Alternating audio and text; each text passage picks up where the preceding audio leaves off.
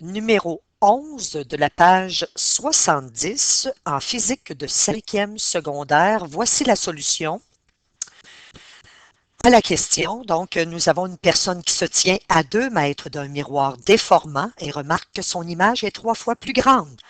Alors, l'image, nous allons poser notre problème.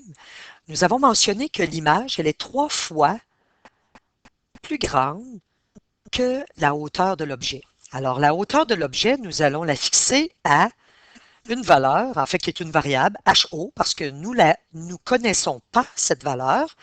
Par contre, la hauteur de l'image, elle est 3 fois plus grande que la hauteur de l'objet. Donc, ça veut dire que l'image en hauteur vaut 3 fois la hauteur de l'objet. On peut écrire ça de cette manière. Maintenant, il nous reste à savoir, est-ce que nous avons affaire à un miroir qui est convexe ou un miroir qui est concave? Nous savons, et ça c'est le par cœur que nous devons apprendre, nous savons que le miroir convexe nous donne un seul type d'image, l'image virtuelle, bien entendu, on se voit dans le miroir. Mais rappelez-vous que pour le miroir convexe, nous avons toujours la hauteur de l'objet qui est plus grande que la hauteur de l'image. En fait, vous avez toujours une image qui est plus petite. C'est pour ça que vous avez, pour les miroirs passagers de l'automobile, vous avez une phrase dans le miroir qui vous dit, ou dans la fenêtre, qui vous dit que les objets paraissent plus éloignés qu'ils ne le sont en réalité. Mais en fait, ça rapetisse aussi l'image de l'automobile qu'on voit.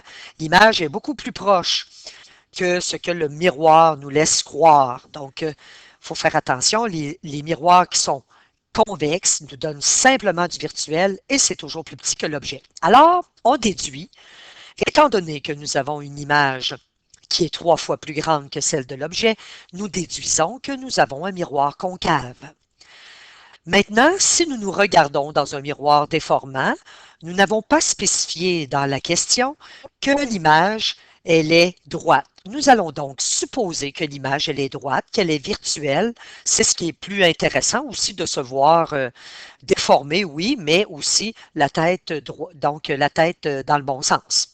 Alors ici, nous avons un tableau qui a été vu en théorie. Encore là, c'est du par cœur. On se souvient que si l'objet est au-delà du centre de courbure, nous avons une image réelle, mais qui va être plus petite que l'objet. Plus nous avançons, à un moment donné, si vous êtes sur le centre de courbure, vous avez une image qui a la même grandeur que celle de l'objet.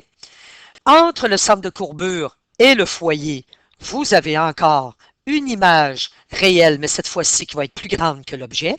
Donc, on se souvient qu'un objet qui est placé entre le foyer et le miroir, ou le foyer et le sommet, va nous donner une image qui est virtuelle. Nous allons la tracer.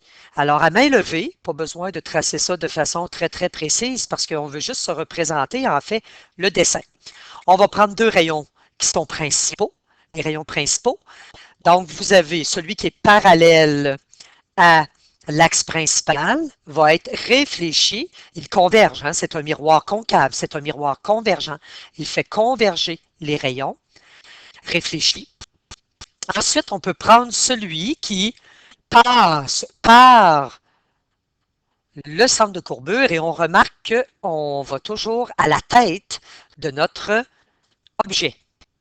Lui, ce qu'il a de particulier, c'est que nous avons qu'il est réfléchi sur lui-même. Donc, il est réfléchi sur lui-même. Ici, nous avions celui qui était parallèle, et voilà.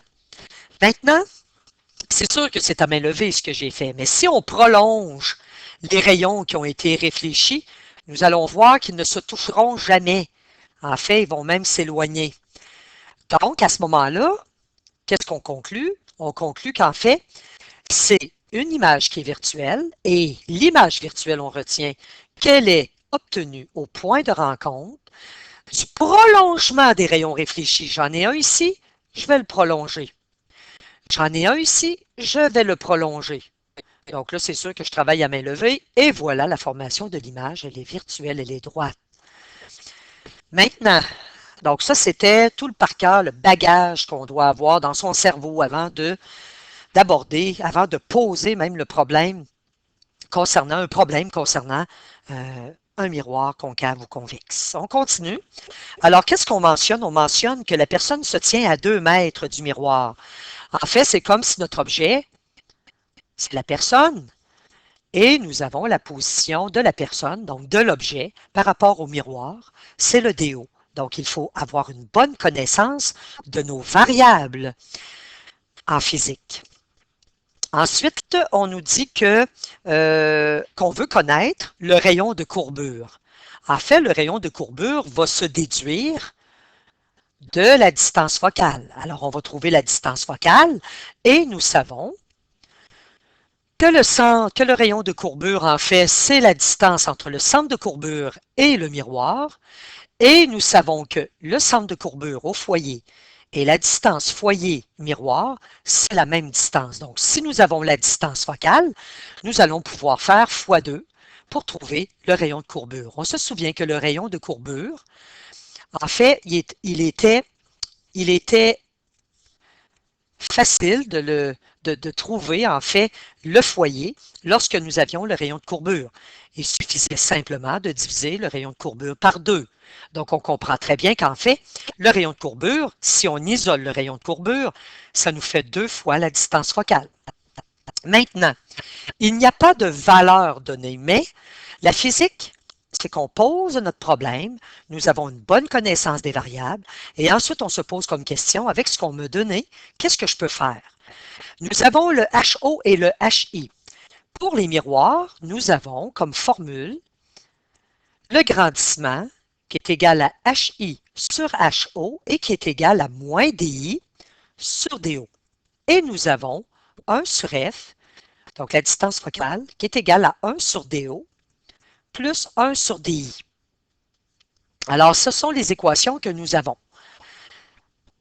J'ai posé la question tantôt avec ce qu'on m'a donné. Qu'est-ce que je peux faire? Je peux calculer le grandissement. Donc, le grandissement, c'est HI sur HO. J'ai une valeur de HI qui est égale à 3HO. Et pour le HO, il valait HO dans la pose de mon problème. Les HO se simplifient. Nous avons donc un grandissement qui est égal à 3. Nous avons aussi une image virtuelle. Donc, nous avons un grandissement par le fait même. Donc, nous avons une image qui est droite. Donc, nous allons avoir un HI qui va être positif. Donc, c'est pour ça, d'ailleurs, que je n'ai pas mis de moins là-dedans. Là. Maintenant, qu'est-ce qu'on peut faire? Qu'est-ce qu'on peut faire? On a trouvé le grandissement. Avec le grandissement, donc j'ai une variable de plus, ben, en fait, j'ai une valeur de plus. Donc, je connais le grandissement qui est égal à 3. Est-ce que je peux faire quelque chose avec cette égalité-là maintenant? Eh bien oui, le grandissement est égal à moins DI sur DO. J'ai une variable connue, une autre variable connue et une inconnue qui est mon DI. Maintenant, donc, voyez-vous, on n'arrive pas nécessairement à une réponse juste avec une étape. On peut arriver à une réponse avec plusieurs étapes. Alors, attention, le moins, il est là. C'est comme si on avait moins 1 fois le DI, c'est notre inconnu. Nous ne l'avons pas. Par contre, nous avons le DO qui est 2 mètres. Je vais laisser tomber l'unité pour ne pas alourdir le problème. Alors, qu'est-ce que nous avons? Nous avons en fait que G est égal à moins DI sur 2. Nous allons faire le produit des extrêmes est égal au produit des moyens. Le G, c'est comme s'il était sur 1. Alors, ça va nous donner 2 fois G qui est égal à moins DI. Attention avec le moins. Alors, si je veux juste isoler le DI, je vais diviser des deux côtés par moins 1, ce qui va me donner un moins divisé par un moins donne un plus. Donc, le DI va être égal à un plus divisé par un moins donne un moins. Et voilà. Donc, à moins 2G. 2 fois le grandissement. Maintenant, le grandissement, on le connaît. Donc, je ne l'avais pas substitué. Donc, on aurait pu tout de suite le substituer. On va le substituer tout de suite. Et voilà. Donc, ça, j'ai montré En fait, la manière algébrique, donc qu'est-ce qu'on avait trouvé? On avait trouvé pour le grandissement 3.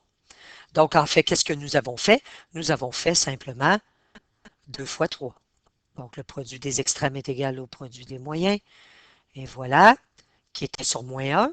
Donc, en fait, qu'est-ce que nous obtenons? Nous obtenons le moins 2. On va l'écrire comme ça. Donc, on obtient le moins 2 fois, ou si vous aimez mieux, parce que les moins, bien souvent, sont une problématique. Alors, tu peux écrire simplement 6 sur moins 1, mais 6 sur moins 1, un plus divisé par un moins, ça donne moins 6. En fait, le moins nous parle ici, hein? Le moins veut simplement dire lorsque, allez voir vos conventions de signes, c'est très important. Lorsque, pour le DI, donc pour la position de l'image, lorsque vous avez un moins, ça veut dire que l'image, elle est derrière le miroir, donc virtuelle, derrière le miroir. Il ne faut pas se tromper avec notre convention des signes. Bon, maintenant, j'ai une variable de plus. Je viens de trouver DI qui est égal à moins 6. Ce sont des centimètres en passant, là. J'ai laissé tomber les unités. On l'écrit à la fin. Maintenant, euh, donc, est-ce que c'était vraiment? Non, c'est pas vrai. C'était pas des centimètres, c'était des mètres. La personne est placée à 2 mètres. Je m'excuse. Alors, nous avons des mètres. Et voilà. On va aller le corriger ici. Donc, nous avons des mètres. Et voilà. Bon, maintenant, qu'est-ce qu'on peut faire avec tout ce que nous avons? On ne perd pas de vue qu'on voulait passer par la distance focale pour calculer le rayon de courbure. Alors ici, nous sommes en mesure de le trouver parce que nous connaissons maintenant le DO, qui est de 2 mètres, et nous connaissons le DI. Attention, il faut amener, il faut toujours promener le moins dans les formules. Alors, une image virtuelle, le DI, il faut le mettre négatif. Alors ici, nous allons utiliser la fonction sur votre calculatrice qui est x à la moins 1 ou 1 sur x. Je fais juste un petit rappel. Donc, ce que vous allez appeler comme fonction, c'est la fonction 1 sur x ou x moins 1. Elle est soit sur une touche qui est directe ou vous pouvez aller la chercher, cette fonction-là, avec la seconde, avec la seconde fonction. Maintenant, juste un rappel, vous allez pitonner le 2, vous allez appeler votre fonction x-1, vous allez par la suite faire le plus, donc on fait le plus, nous allons écrire, donc taper le petit moins, pas pas l'opération moins, là. Vous avez un petit moins sur votre calculatrice, le petit moins, 6, nous appelons de nouveau notre fonction x-1. Dans un examen, ne montrez pas ce que je suis en train de faire là, là. Nous, dans un examen, nous sommes rendus quand même en 5e secondaire, on peut sauter l'étape, allez pas mettre ça avec un dénominateur commun sur le même dénominateur. Non, non, non. Donnez tout de suite la réponse, on pitonne, on fait notre égal ou notre enter, et ensuite, on rappelle la fonction x-1, parce que juste après le égal, on a la valeur ici, qui est égale à 1 sur f, mais nous voulons f, donc nous inversons encore. Donc, ça va nous donner une valeur qui va être automatiquement positive, c'est normal, puisque le miroir est concave. Donc, nous avons une distance focale qui est égale à 3 mètres.